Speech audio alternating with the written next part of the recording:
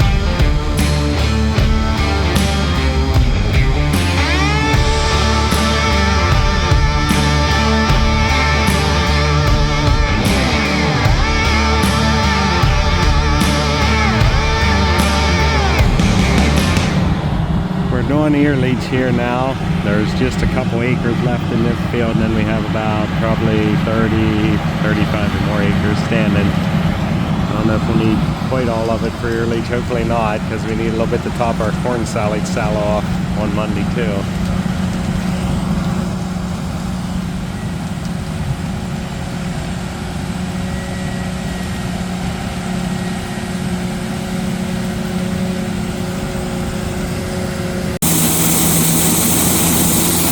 Yeah, we're blowing ear leach. This stuff's about perfect moisture. We had put some in about 8-9 days ago. The grain was about right, but the stalk was a little green. It made the moisture a little higher than what we really liked. We did that one whole field, and then we've seen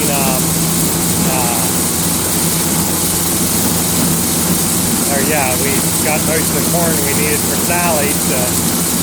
We are doing a bunch more ear leach, so that's good. I had a neighbor man lined up that we could maybe get some ear leach from if we needed it, but I don't think we're going to need it. I'm pretty happy. So yeah. But anyway, it's always interesting watching this. We need about 3 or 4 more loads and we'll be full, and then we'll refill on Monday.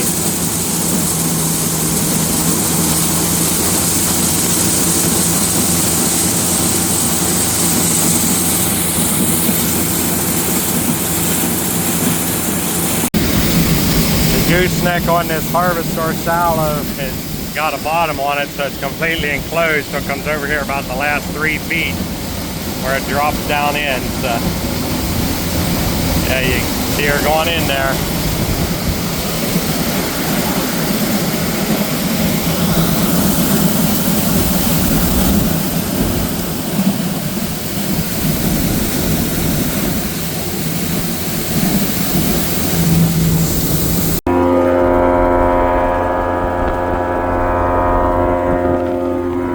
Not sure how good this will pick up. The blower's still running, but it's down about 3 feet. I can barely reach down to touch it. And yeah, we're gonna refill one more time, so we'll not chuck it quite full this time.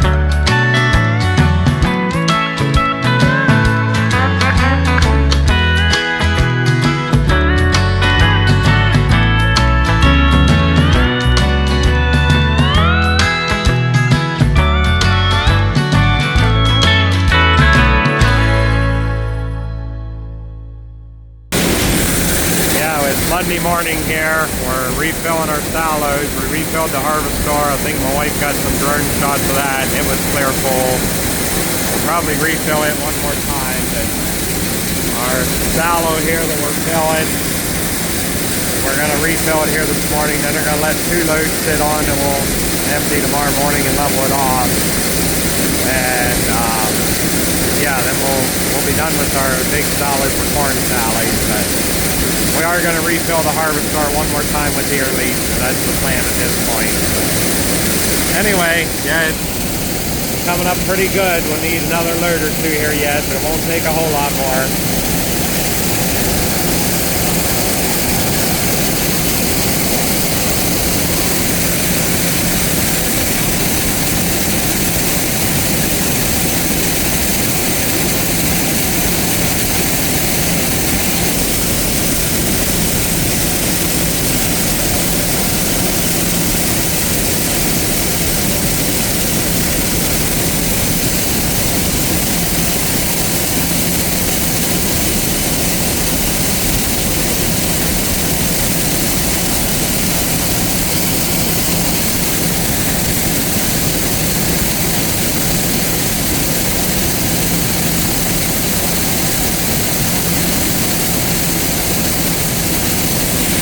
There's 2 motors on this unloader. The one big main motor is a 10 horsepower that runs the unloader itself.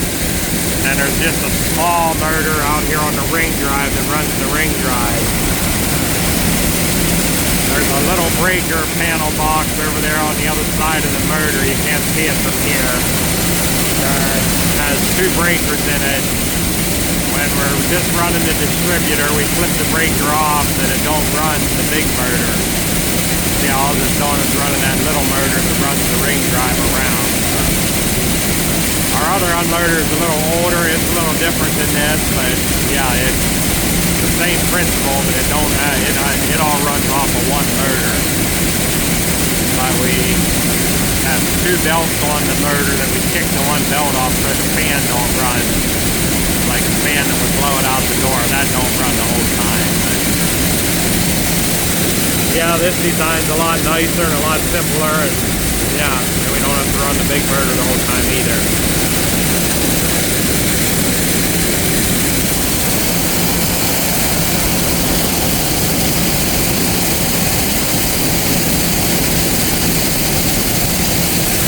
That spout there that blows it out the door, that's what we put on top of the fan. Whenever we go to feed out of it, we just lay it in there on top of some of the pipes and make sure we tie it good. And there's a chain here on the end that we put the chain tight to.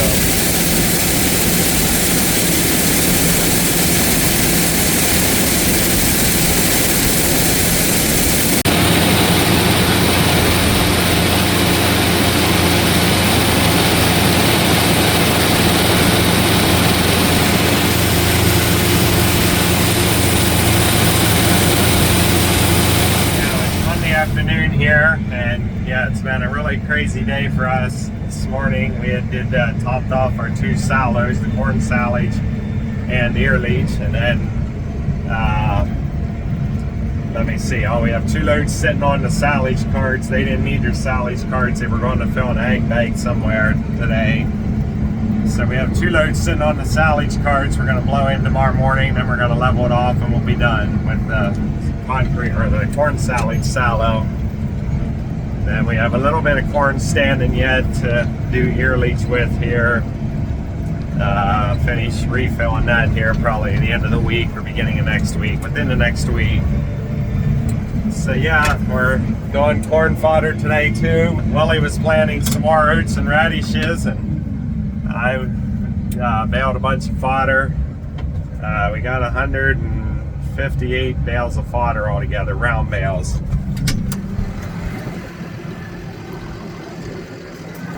Should make really nice bedding. It's been so dry the last 2 weeks. Yeah, we haven't had any rain since we combined this. Yeah, it's shredded up really nice and fine, and it's really dry. And we use a lot of fodder for bedding. I usually like to have close 500 bales. Yeah, if I counted right, we have about 110 bales left in the shed.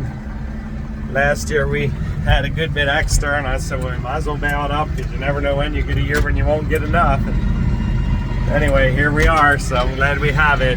But we have another about 30 acres to mow off and bale sometime here. They're talking about some rain here the rest of this week, so it probably won't be for another week. But anyhow, we're hoping to get at least another 150, 180 bale would be nice. If we get that, we'll try to make it reach with what we have. So we have one more load of round bales here to get yet tonight, this evening, and then my son's about ready to come into this field to plant. We have total, we're planting about 125 acres in those for that cover crop.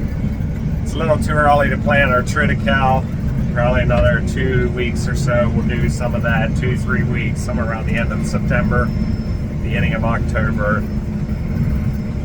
We got quite a bit of that to plant too. We're probably looking at, between our wheat and triticale, probably around 225 acres, give or take a little. So yeah, it'll keep us busy for a few days.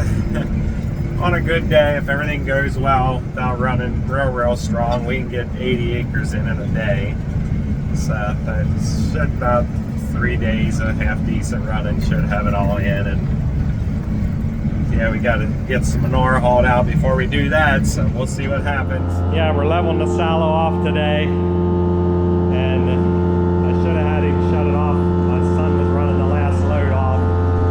Should have had him shut it off and run a little bit over on this side. We're gonna have to fork a little bit of it over that way because we're gonna cap it, so it has to be level. But a while back when I was talking about this sallow accident, and I had said about the gouges in the wall, I'm not sure how good they'll show up on camera, but right there's the 2 gouges, and then there's another spot down just a little bit lower where the pipes of the scaffolding hit the wall when it flipped over and dumped down.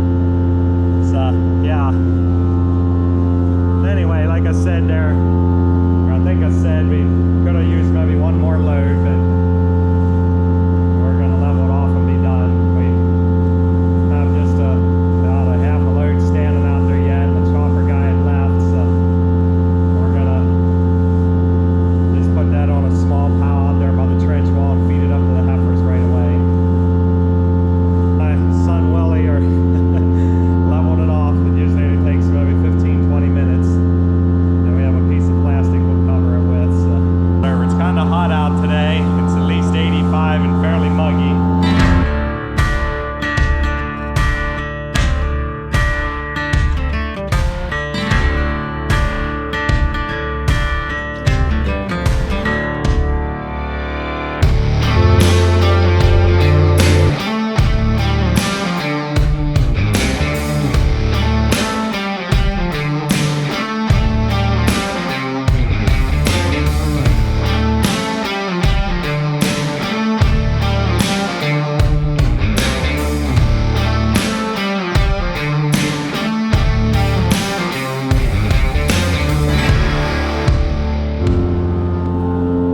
Here's what it looks like with the cover on the top.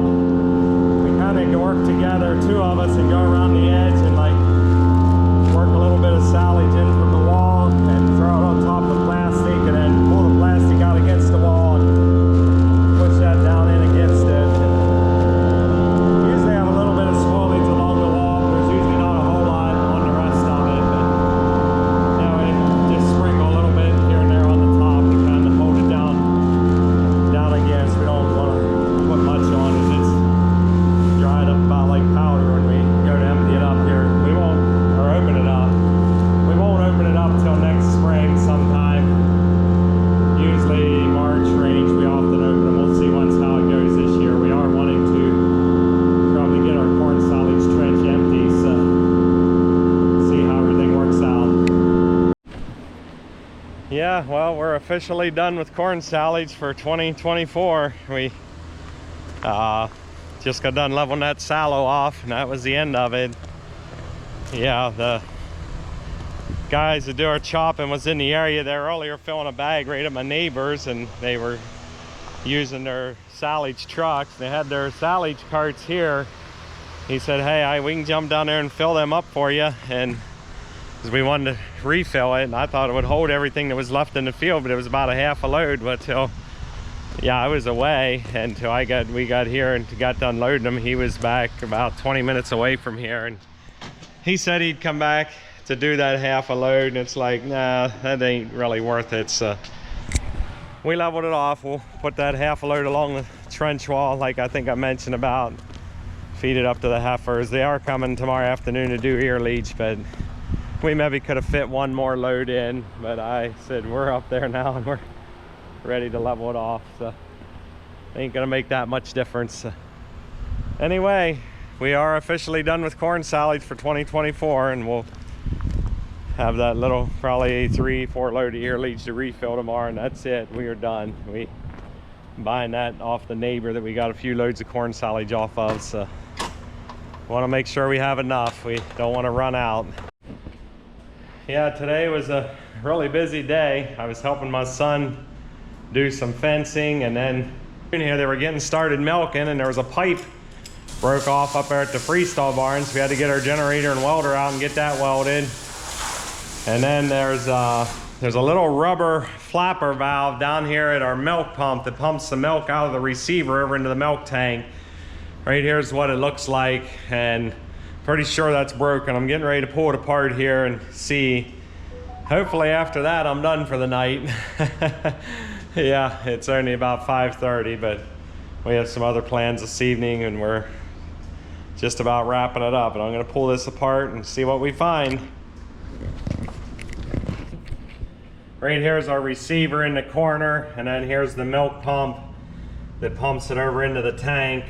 Yeah, we didn't run the washer at all yet because, yeah, it was pumping the milk okay, but when it goes to pump water, it won't pump water near as quick. It's just a little clamp piece on this pipe. Get that pulled off and it should come right apart, and we'll see what we got in here.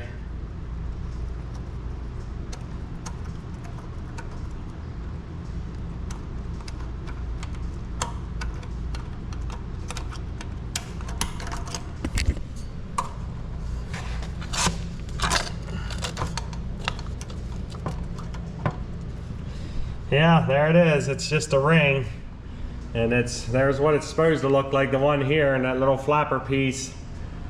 Basically what it does when the milk pump kicks on, it pushes that flapper open and lets it, or milk or water, whichever it's pumping, and then whenever it stops, that sucks up against that hole. That's what keeps the vacuum. And yeah, so I'm not sure where that little piece got to. I should pull this canister apart. Right here's where we put our milk filter in to filter the milk whenever we're milking. That little rubber piece almost has to be down at the bottom of there because there's no way it went anywhere.